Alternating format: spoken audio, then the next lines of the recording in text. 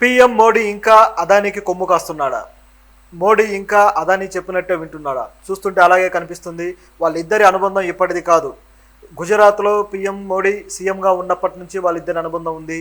మోడీకి ఒక రకంగా మొదటి నుంచి అదానియే సపోర్ట్గా ఉన్నాడని అనేక వార్తల్లో చూసాం, అనేక ఇన్వెస్టిగేషన్స్లో కూడా చూసాం మనం. సో ఈ విషయం మీద, వీళ్ళిద్దరి అనుబంధం మీద ఎప్పుడు కూడా ప్రతిపక్షాలు విమర్శ చేస్తూనే ఉన్నా మోడీ మాత్రం ఏమాత్రం వెనక్కి తగ్గడు. తన మిత్రుడి కోసం ఏం చేయడానికైనా ప్రభుత్వాన్ని, ప్రభుత్వ ఆస్తుల్ని తాకట్టు పెట్టడానికి కూడా వెనుకాడాడు. సో ఈ విధంగా ఇప్పటిదాకా ఆయన చేసుకుంటూ వచ్చాడు. సో ఇప్పుడు కూడా అలాగే అదానికి కొమ్ము కాస్తూ మరొక పని చేశాడనమాట.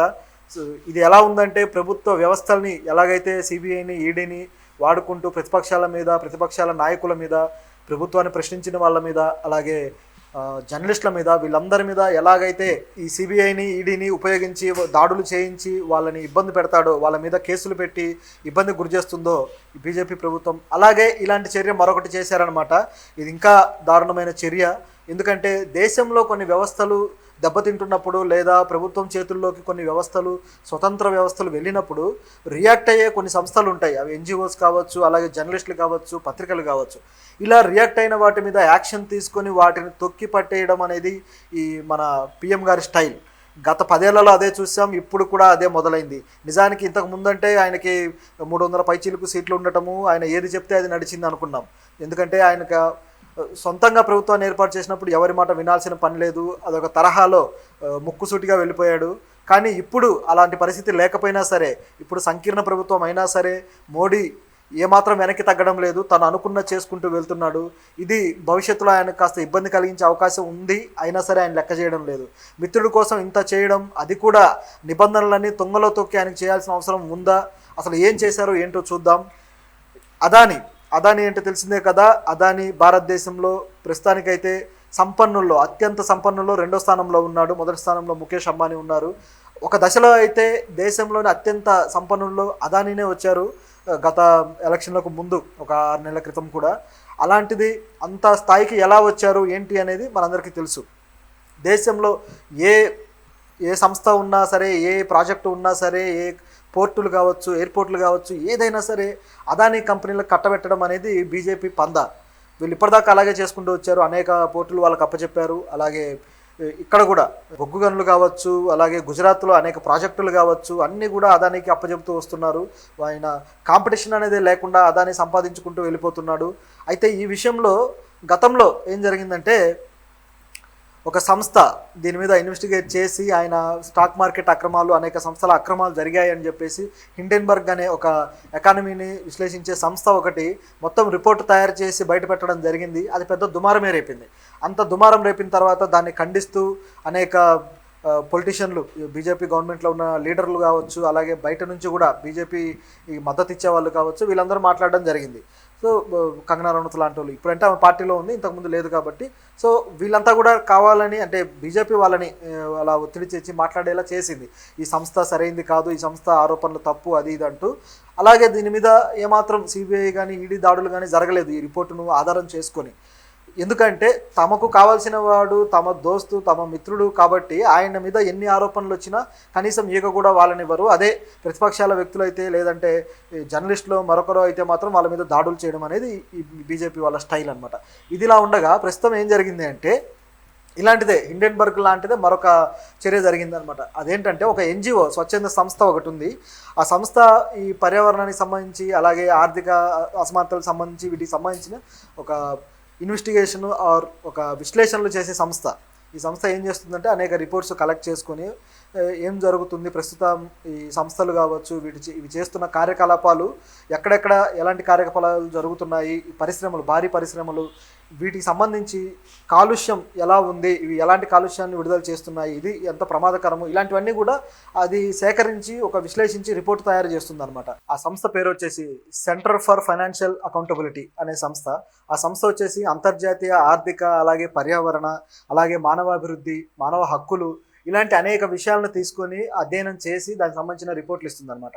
ఇలా ఇచ్చే రిపోర్టులు బట్టి, అంటే అక్కడ అనేక విషయాలు క్యాల్కులేట్ చేయొచ్చు. అంటే ఈ పర్యావరణం ఏ విధంగా దెబ్బతింటుందని కావచ్చు, అలాగే ఆర్థిక పరమైన విషయాల్లో ఎకానమీ రేట్, గ్రోత్ రేట్ ఎలా ఉంది అని కావచ్చు, ఇలాంటి అనేక విషయాల్ని మనం అర్థం చేసుకోవడానికి అనుకూలంగా ఉంటుంది. అంటే ప్రభుత్వం ఒక విషయాలు చెప్తూ ఉంటుంది. ఇప్పుడు ఆర్థికంగా ఎకానమీ రేట్ మేము బాగా పెంచుతున్నాము అని చెప్పేసి, అద్భుతంగా పెరుగుతుందని చెప్పేసి. కానీ ప్రభుత్వం ఏంటంటే ఎప్పుడు కూడా వాళ్ళ గొప్పదనం చెప్పుకోవడానికి ప్రయత్నిస్తారు కాబట్టి వాళ్ళు చెప్పే ఎకానమీ రేట్లు, వాళ్ళు చెప్పే పర్యావరణ పరిరక్షణలు అన్నీ నమ్మే పరిస్థితుల్లో ఉండవు. ఎందుకంటే వాళ్ళకు ఇష్టమైన వ్యక్తులకి, వాళ్ళ అనుయాయులకి అన్నీ ఇచ్చుకుంటారు కాబట్టి. సో దీన్ని కొలవడం అనేది ప్రభుత్వం పద్ధతిలో ఒకలా ఉంటుంది, ప్రైవేటు సంస్థల పద్ధతిలో మరొకలా ఉంటుంది. ఈ ప్రైవేటు సంస్థలు ఏంటంటే వాళ్ళు పర్టికులర్గా వాళ్ళు ఎన్జిఓస్ కాబట్టి వాళ్ళ సొంత ఇష్టంతో ఇంట్రెస్ట్తో చేసే పని కాబట్టి ఇది కాస్త జెన్యునిటీ ఉండే అవకాశం ఉందన్నమాట. కాబట్టి ప్రైవేటు సంస్థల రిపోర్ట్లు అనేవి ప్రజలు కానీ జర్నలిస్టులు కానీ నమ్ముతారు, కానీ ప్రభుత్వాలు నమ్మవు. ఎందుకంటే వాళ్ళ మీద ఆరోపణలు చేసినట్టుగానో మరో విధంగానో వాళ్ళు భావిస్తూ వస్తుంటారు అనమాట. హిండెన్బర్గ్ మీద అలాగే యాక్షన్ తీసుకున్నారు. ఇప్పుడు ఈ సంస్థ కూడా, ఈ సెంటర్ ఫర్ ఫైనాన్షియల్ అకౌంటబిలిటీ అనే సంస్థ మీద కూడా, ఈ సంస్థకు ఏం చేశారంటే విదేశీ విరాళాల నియంత్రణ చట్టం ద్వారా దానికి సంబంధించిన రిజిస్ట్రేషన్ని రద్దు చేశారు. అంటే విదేశాల నుంచి వీళ్ళకి వచ్చే విరాళాలు ఏవైతే ఉన్నాయో అవి తీసుకోవడానికి వీలు లేదు, మీకు అర్హత లేదంటూ ఆ రిజిస్ట్రేషన్ని రద్దు చేశారనమాట. అది ఈ విషయాన్ని హోంశాఖ ఈ సంస్థకి ఆన్లైన్లో తెలియజేసింది, డైరెక్ట్గా కూడా చెప్పలేదు. ఇంకా కేంద్ర ప్రభుత్వం కూడా ఇంకా దీనికి సంబంధించి వీళ్ళకి ఇట్లా రద్దు చేశామని చెప్పేసి ప్రకటన కూడా చేయలేదు. హోంశాఖ ఈ నిర్ణయం తీసేసుకొని చేసిందనమాట, తెలియజేసింది. సో ఈ విధంగా ఈ సంస్థని దెబ్బ కొట్టాలని చెప్పేసి ఎందుకు అనుకున్నారంటే వీళ్ళు ఇచ్చిన రిపోర్టు, ఏ రిపోర్ట్ అయితే ఉందో ఆ రిపోర్టు అదానీ కంపెనీలకు సంబంధించి వ్యతిరేకంగా ఉండడము, అది కూడా ప్రభుత్వాన్ని ప్రశ్నిస్తూ ఉండటంతో వాళ్ళు రిపోర్ట్ ఇచ్చిన కొద్ది రోజుల్లోనే ఇలాంటి నిర్ణయం తీసుకోవడం జరిగింది.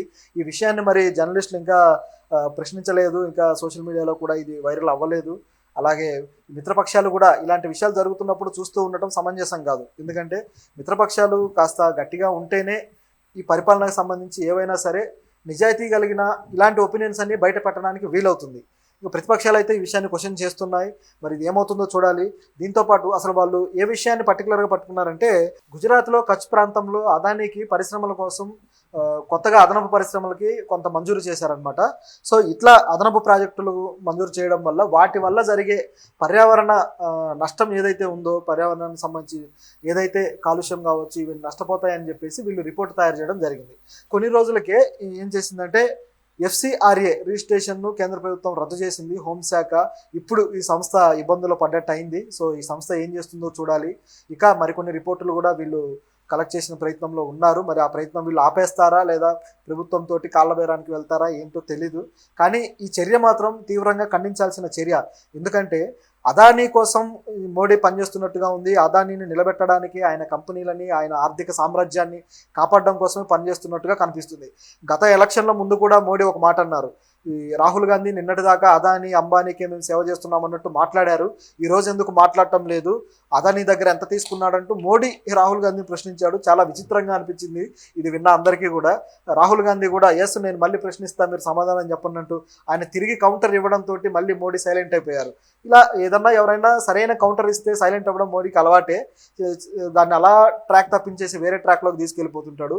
ఆ విధంగా అదానీ మీద ఈయన సెటైర్ వేద్దాం అనుకున్నది సాధ్యపడలేదు. ఎందుకంటే ఆయనకు కొమ్ము కాసేది, ఆయనకు భుజం తట్టేది, ఆయన్ని నెత్తి మీద ఎక్కించుకునేది మోడీనే కాబట్టి. సో మరి ఇక ఈ వివాదం ఇంకా ఎంత ముందుకు వెళ్తుంది,